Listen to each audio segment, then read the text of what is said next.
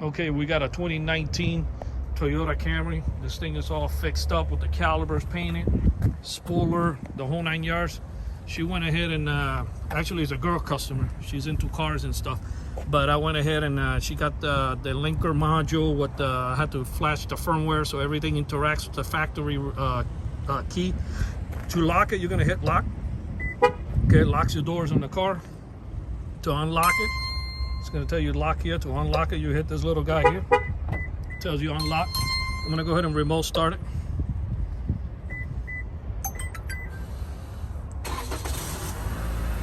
Car is running by remote control. This is a temperature outside. Ironically, it's 66 in Miami, which it should be like in the 80s or the 90s. But yeah, it's cold today. This is the voltage of the battery. This is the battery of the car. This is the signal of the actual unit inside the car. It will start giving you the countdown here in a few seconds. But to go over a few more things, you can turn off the remote start by hitting this little guy here on the right. Okay, this little right here pops the trunk, and then you got the GPS. Okay,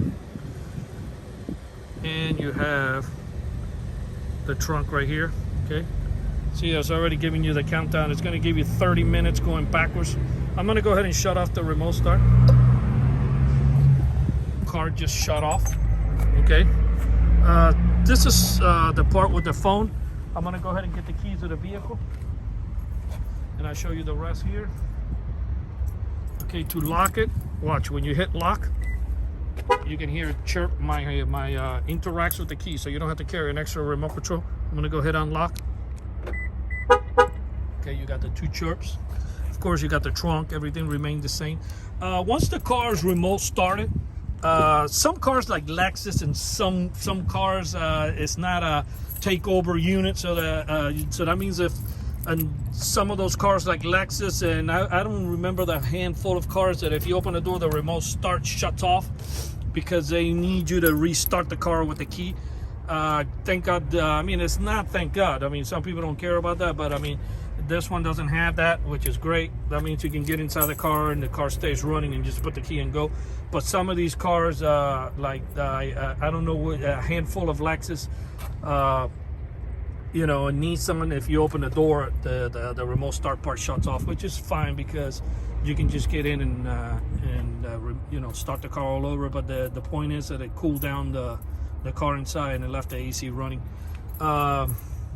This one, like I say, interacts, you know, everything interacts with the factory fob, so there's no need to carry an extra remote control. Even though the remote control that comes with it is real small and slick, some people don't mind carrying it. That's all fine. This installation was done here in Miami, Florida on this 2019 Toyota Camry. And we thank you for watching this video. Our numbers are 305-298-4814. That's 305-298-4814. Oh, I'm gonna set it off and she should get the alert on her phone.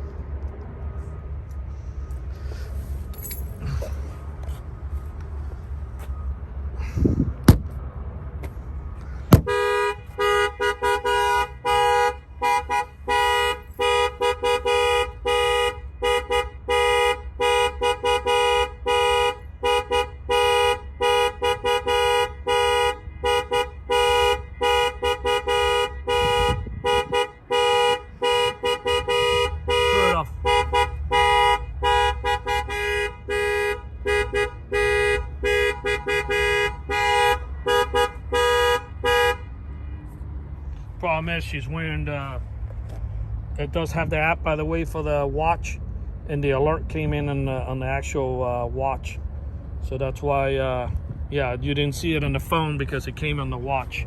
But yeah, that it probably came a hell of a lot quicker. I forgot she had the watch on. Yeah, and anytime you have the Apple Watch, which they made the They made the what you call it, the application for the watch not too long ago too. Okay, and by the way, 2 weeks ago, they rolled out the Alexis Google skill. So if you have Alexis at the house, you can download the skill and you can say, Alexa, start my car, and it will automatically start the car and it will unlock the doors and all that. So you can do that from your Alexa. So yeah, that's another little bells and whistles they threw in. We thank you for watching this video. Happy holidays.